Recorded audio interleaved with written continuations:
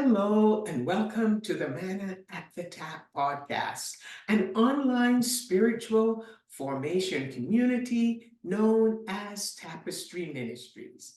I'm your host, Gloria, and I'm delighted you've joined us today.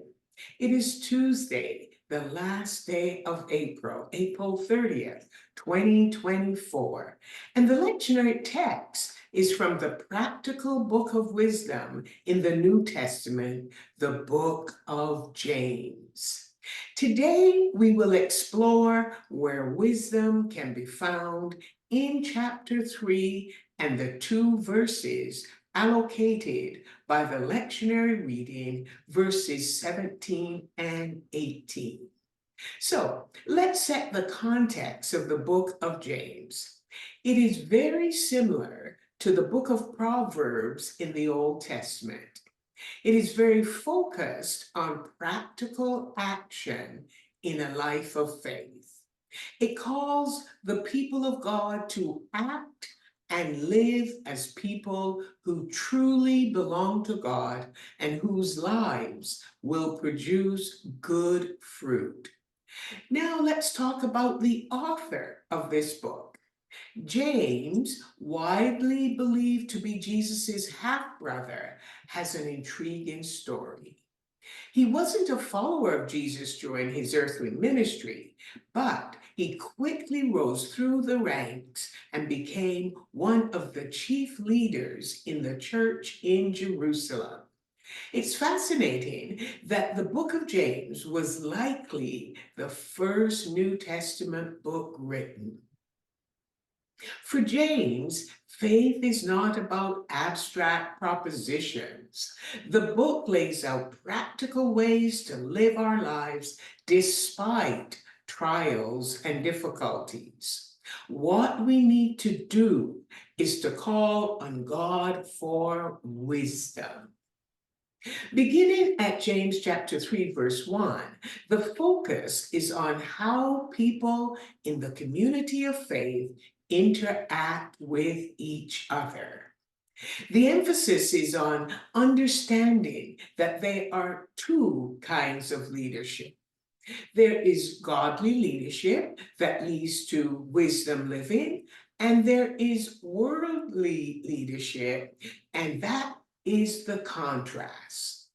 So, worldly wisdom is described as how you live, not how you talk, that counts.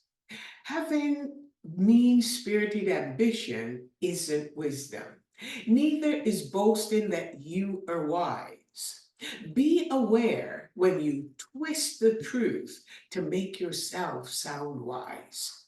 So, whenever you try to look better or get the better of others, things fall apart and everyone ends up at the other's throat.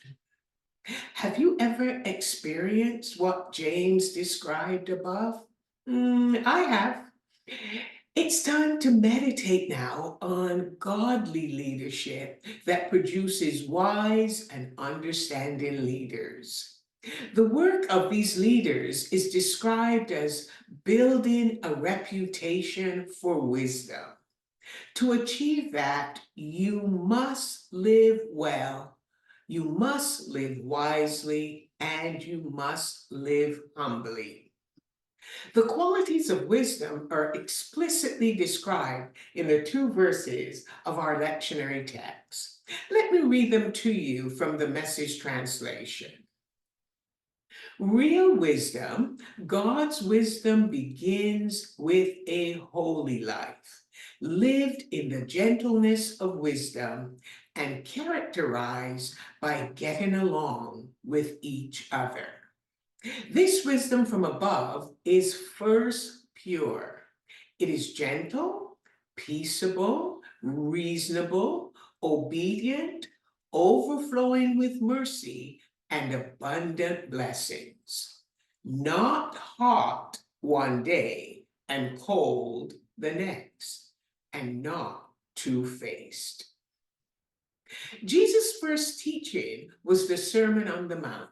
When he taught the people, one of his first teachings teachings was to identify peacemakers or those who make peace. He says they are God's children. James now will pick up the same thread, teaching us to develop a healthy lifestyle, a robust community that lives right with God, getting along, treating each other with dignity and honor, and living a peaceful life. Peace is the gift Jesus gave his disciples on the Sunday evening of resurrection. And he continues to offer us the gift of peace because he himself is our peace, who has made us one and has broken down the dividing wall of hostility. Because of that, we can let the peace of Christ rule in our hearts, and we must be most of all thankful.